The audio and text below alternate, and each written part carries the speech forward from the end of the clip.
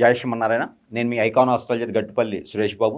మనకి సెప్టెంబర్ మాసం వృషభ రాశి వారికి మామూలుగానే వారికి నరదిష్టి, నరఘోష, శత్రుబాధ, శత్రుపీడ అన్నీ ఉంటాయి. దీంతోపాటు వాళ్ళకి ఏంటంటే మంచి ఆకట్టుకునేటువంటి తత్వము, అలానే ఎదుటి వాళ్ళని చెంత చేర్చుకునేటువంటి అవకాశాలు కూడా వారికి మెండుగా కనిపిస్తూ ఉంటాయి. అలాంటి అవకాశాలు ఉన్నప్పటికీ కూడాను కొంతమేర వీళ్ళు నష్టపోవటం, ఇబ్బంది పడటం, నరదిష్టి, నరఘోష, శత్రుపీడ, శత్రుబాధ, ఆర్థిక సమస్యలు, ఆరోగ్య సమస్యలు అన్నీ కూడా వీరిని కొట్టుమిట్లాడుతూ ఉంటాయన్నమాట. అలానే ఎవరైనా వీరి దగ్గరికి సహాయం కోసం వస్తే ఆ సహాయం కూడా ఎట్లా ఉంటుంది, మరీ ఇంకొకసారి వారు అడగకుండా చేసేటువంటి సహాయం వీరికి ఎక్కువ ఉంటుంది. అలానే ఈ 2020 సంవత్సరం సెప్టెంబర్ మాసంలో ఈ వృషభ రాశి వారికి కూడా కలిసి వస్తుందా అని చెప్పొచ్చు. ఎట్లా అంటారేమో, ఈ వృషభ రాశి వారు ఏదైనా ఇండస్ట్రీలు కానీ, ఏదైనా ఫార్మాసిటికల్ కానీ, లేకపోతే ఏదైనా పెద్ద పెద్ద సంస్థలు కానీ నెలకొల్పేలాగా ఎక్కడైనా వారు తీసేస్తున్నారని చెప్పి సెకండ్ హ్యాండ్ సంస్థలు ఉంటాయి, కొన్ని ఇండస్ట్రీలు, కంపెనీలు ఉంటాయి. అలాంటివి కూడా ఆర్టిఫై చేసుకొని ఆ సంస్థల నుంచి మంచి స్థాయికి వచ్చేలాగా ప్రయత్నం అనేది కూడా ఈ మాసంలో మొదలు పెట్టవచ్చు. 2వ తారీఖు తర్వాత, సెప్టెంబర్ 2వ తారీఖు తర్వాత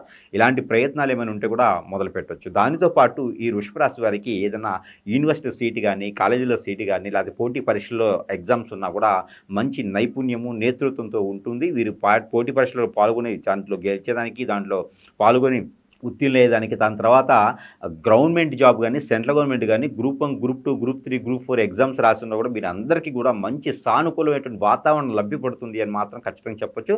అలానే వీరికి సెంటిమెంట్లు కూడా కొంచెం ఎక్కువగానే ఉంటాయి. కాబట్టి ఎక్కడైనా వీరు ఏదైనా ఆలయానికి వెళ్ళాలి. ఎలాంటి ఆలయానికి వెళ్ళాలి అంటే కనుక, ఆలయానికన్నా కూడా ముందు వీరికి ఏంటంటే జాతక ప్రకారంగా ఎన్నో రకాలైనటువంటి అవరోధాలు జరుగుతూ ఉంటాయి. నక్షత్రాలు, గ్రహాలు మారినప్పుడు కొంతమేర స్థితిగతులు మారుతూ ఉంటాయి మానవ జీవితంలో. అవన్నీ కూడా స్థితిగతులు మారినప్పుడు గ్రహాలకి ఏదైనా నవధాన్యాలు కానీ, లేకపోతే గ్రహాలకి ఏదైనా దానం చేసినప్పుడు, ధర్మం చేసినప్పుడు, యజ్ఞ, యాగ, హోమ, జపజపాలు చేసినప్పుడు కొంతమేర ఆ గ్రహాల యొక్క సానుకూలత కానీ, గ్రహాల యొక్క సౌలభ్యం కానీ మీకు ఉంటుంది. కానీ ఎప్పుడు చేసినా అష్టదిబ్బందుల్లో ఉండిపోయినాను, నాకున్న నాలెడ్జ్కి, నేను చదువుకున్న దానికి, చేసేదానికి ఒకటిగా లేదు, నాకు అసలు ఏదో సమస్య కొట్టిపింటాడుతుంది అనేటువంటి బాధపడుతుంటే కనుక ఖచ్చితంగా మీ పైన మీ యొక్క మంచితనము, చాకచక్యము, మీ యొక్క తెలివితేటలు, మీ యొక్క ఆరాధించేటువంటి గుణము, ఇవన్నీ కూడా ఎదుటి వారికి నచ్చకుండా మీ పైన ఏదైనా అష్టదిబ్బందులు కానీ, హిప్నాటిజం కానీ చేసేటువంటి అవకాశాలు ఖచ్చితంగా ఉన్నాయి. అవి ఏమున్నాయా ఏంటి అనేది కనుక చూసుకొని దాని ప్రకారంగా ఎక్కడైనా సమీప దూరంలో గురువుగారు ఉంటే ఎక్కడైనా సంప్రదిస్తే కనుక మీకున్నటువంటి సమస్యకి పరిష్కార మార్గం చూపించేలా ఉంటుంది. ఆ ప్రతి ఒక్కటి కూడా జాతకానికి సంబంధించిన దాంట్లో దొరకదు. అన్నీ కూడా జాతకాల్లో ఉండవు. జాతకంలో గ్రహాల యొక్క స్థితిగతులు, దశల యొక్క స్థితిగతులు అన్నీ కూడా మానవ జీవితాన్ని ఇబ్బంది పెట్టవు.